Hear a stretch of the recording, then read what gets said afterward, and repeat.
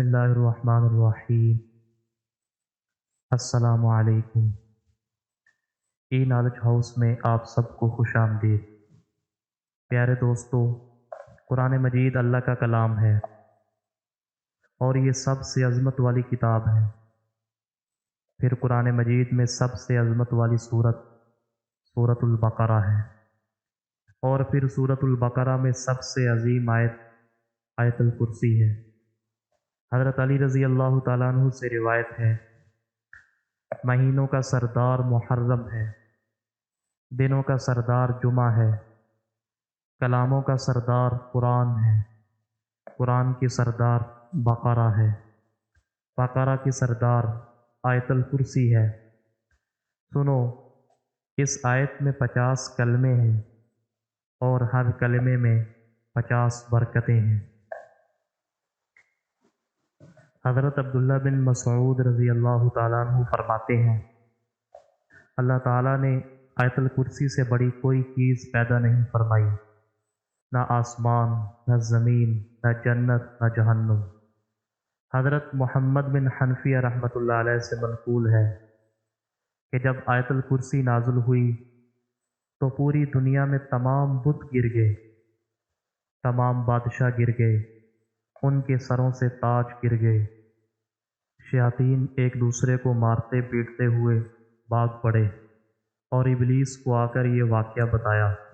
उसने हुक्म दिया कि वो सब जाकर तहकीक करें कि दुनिया में कौन सा नया वाक़या पेश आया है जिसकी वजह से ये सूरत हाल पेश हुई। शयातीन मदीना पहुँचे तो उन्हें मालूम हुआ कि आयतुल कुर्सी नाज़िल हुई है और इसी की वजह से ये सारी हलचल मच गई है। इससे आपको आयतुल कुर्सी की ताकत का अंदाज़ा हुआ है कि ये कितनी अजीम और पावरफुल है। आज की इस वीडियो में हम आपको इंशाअल्लाह आयतुल कुर्सी का ऐसा ख़ास और मुजर्रब वजीफ़ा बताएंगे। ये अमल सिर्फ़ एक बार करने से ही आपका मकसद इंशाअल्लाह हल हो जाएगा। अमल को जानने के लिए इस वीडियो को एंड तक देखें ताकि अच्छे तरीके से समझकर अमल किया जाए। और उससे पहले अगर आपने हमारे चैनल को सब्सक्राइब नहीं किया तो ज़रूर सब्सक्राइब कर लें और साथ में लगे बेल आइकन को भी प्रेस कर लें। इस चैनल पर आपकी हर किस्म की परेशानी का रूहानी हल बताया जाएगा। आयतुल कुर्सी की रूहानी ताकत का अंदाज़ा लगाएं। ज़ाहिरी और बातनी हर चीज़ पर आयतुल कुर्सी का असर पड़ता है। अगर इंसानों, उनके घरों और उनके रिज़्क़ पर बेबरकती और नहूसत के असरात पड़ जाएं तो यह आयतुल कुर्सी उसको ख़त्म कर देती है। एक शख्स ने नबी करीम सल्लल्लाहु अलैहि वसल्लम से शिकायत की कि उसके घर की चीज़ों में बहुत बेबरकती है, तो आप सल्लल्लाहु अलैहि वसल्लम ने फरमाया, तुम आयतुल कुर्सी से कहाँ गाफिल हो, जिस खाने और सालन पर पड़ी जाएगी उसकी बरकत में अल्लाह ताला इजाफ़ा और ज़्यादती फरमा देंगे। प्यारे दोस्तों, शैतान मौजूद है और शैतानों का एक ताकतवर नेटवर्क पूरी दुनिया में चल रहा है। इस नेटवर्क का सरबराह इबलीस है। आप सल्लल्लाहु अलैहि वसल्लम ने हमें समझाया है कि शैतान जिन भी होते हैं और इंसान भी। शैतान ज़ाहरी हमले भी करते हैं और बातिनी भी, और ये कि शैतान हमारे बदतरीन दुश्मन है।